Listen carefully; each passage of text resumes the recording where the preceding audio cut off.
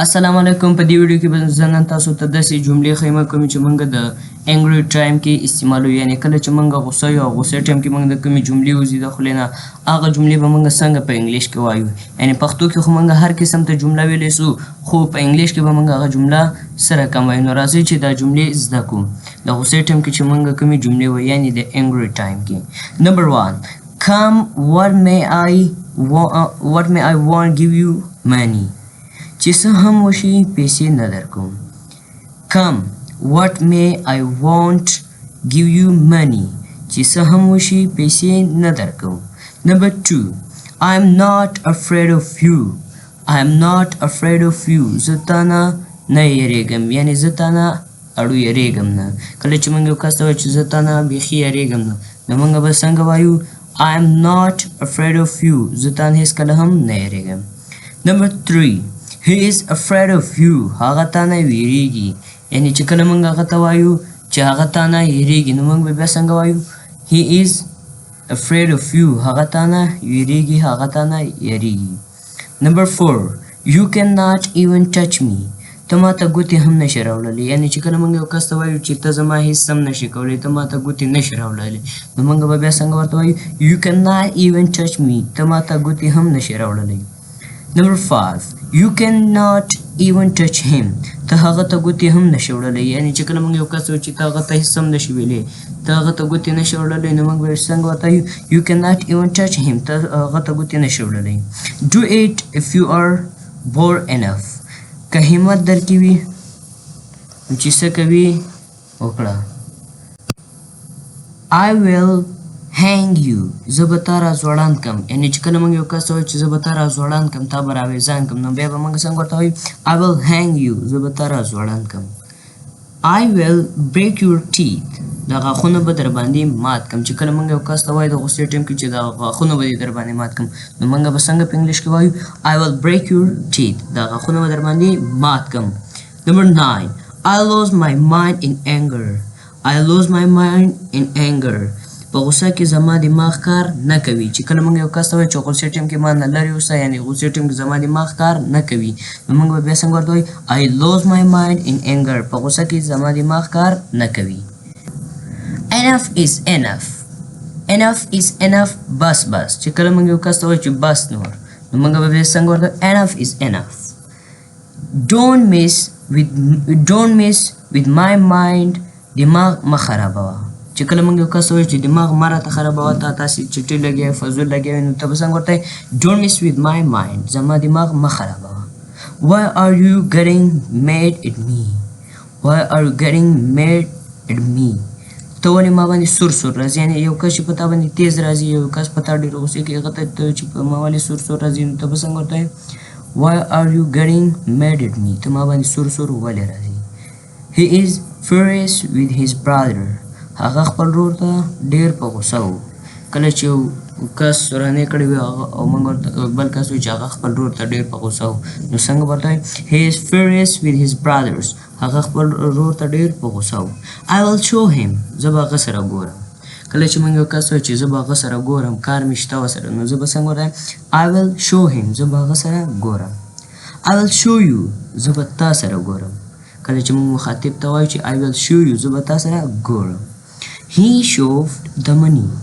He shoved the money. هغه پیسې راوغورځولې، یعنې چې کله یو کس په غوسه وي او پیسې راغورځوي، یعنې په غوسه وي او په غوسه ټایم کې د سره لاس کې پیسې وي او هغه دې ځمکې ته راولي، نو موږ به بیا په انګلیش کې دا جمله څنګه وایو He shoved the money. هغه پیسې راوغورځولې. He shoved the documents. یا چې کله هغه سره ډاکومنټ لاس کې وي او هغه ځمکې ته راولي، هغه به بیا موږ څنګه وایو He shoved the documents. هغه کاغذونه راوغورځول.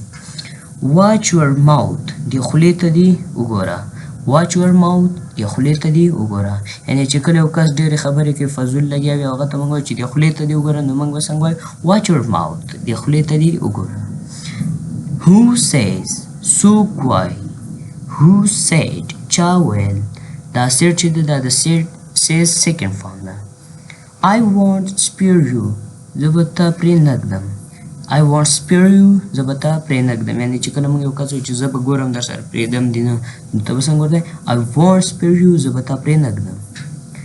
I won't spare him زه به هغه پرې نږدم یعنی چې کله موږ یو بل کس ته وایو چې زه به هغه پرې نږدم I won't spare him زه به هغه پرې نږدم What do you mean ستا څه مطلب دی دغه جمله موږ ډېره استعمالو یعنی هر ټایم موږ دا جمله استعمالو کله چې یو کس موږ سره خبرې کوي هسې راته پوینټونه ولي خو چې موږ هغه ته وایو چې ستا مطلب څه ده نو موږ به بیا څنګه ورته وایو What do you mean ستا څه مطلب ده What do you think you are ته ځان ته اخر څه وایې What do you think you are ته اخر ځان ته څه وایې یا موږ داسې هم ویلی شو چې What do you think of yourself What do you think of yourself ته ځان ته اخر څه وایې ته ځان ته اخر څه وایې Lower your voice اواز یې په مزه که یعنې چې کس ډېر تیز تیز غږېږي او موږ هغه ته وایو چې اواز یې نرم که رو که نو به څنګه ورته وایي Lower your voice اواز دې په مزه که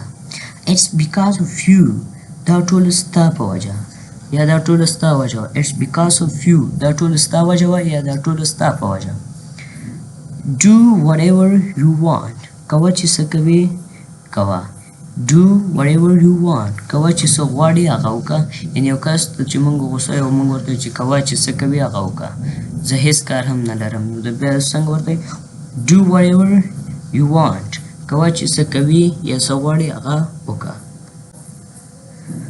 Make my word mark my words زما خبره ځان سره ولیکه Mark my words زما خبره ځان سره ولیکه یعنې چې کله یو کس بل کس ته وایي چې دا خبره په یاد لره یا دا ټایم په یاد لره دا کار به داسې کېږي زما دا خبره نوټ که دا در سره په یاد لره نو هغه به موږ څنګه وایو Mark my words زما خبره په یاد لره I have nothing to do with this زما دې سره هیڅ کار نشته I have nothing to do with this زما دې سره هیڅ کار نشته You have no idea who am I تا ته پته نشته چې زه څوک یم یعنې چې کله موږ یو کس ته وایو چې تا ته پته نشته چې زه څوک یم نو په انګلیش کې موږ څه وایو You have no idea who am I تا ته پته نشته چې زه څوک یم Be in your limits خپل حد کې اوسه یعنې چې یو کس ډېرې خبرې کوي خپل حد نه بار وي او خبرې ډېرې کوي نو هغه ته به موږ وایو چې خپل حد کې اوسه Be in your limit خپل حد کې اوسه What brings you here ته دلته ولې راغلی What are you ته څه شی What are you ته څه شی I will slap you سپېړه به درنه وباسم یعنې چې کله موږ یو کس ته وایو چې پړک به درکوم سپېړه به درکوم نو ته په انګلیش کې څنګه ورته I will slap you سپېړه به درنه وباسم Sit silent otherwise be off from here غلی کښېنه که نه دې ځایه ورک شه چې کله موږ یو کس وایو چې غلی کښېنه که نه دې ځایه بیا ځه نو موږ به څنګه وایو Sit silent otherwise be off from here غلی کښېنه که نه دې ځایه بیا ځه How dare you abuse my brother How dare you abuse my brother تا دومره جرأت څنګه وکړو چې زما ورور ته دې کنځلې وکړې یعنې چې کله یو کس ستا ورور ته کنځلې کړې وي او ته هغه ته وایې چې ستا دومره جرأت څنګه وکړو چې زما ورور ته دې کنځلې وکړې نو ته به څنګه وایې How dare you abuse my brother ستا دومره جرأت څنګه وکړو چې زما ورور ته دې کنځل وکړي Get out of my sight زما د سترګو نه پناه شه یا زما سترګو نه پناه کېږه Get out of my sight زما سترګو نه پناه کېږه Talk with manners په سړیتوب خبرې کوه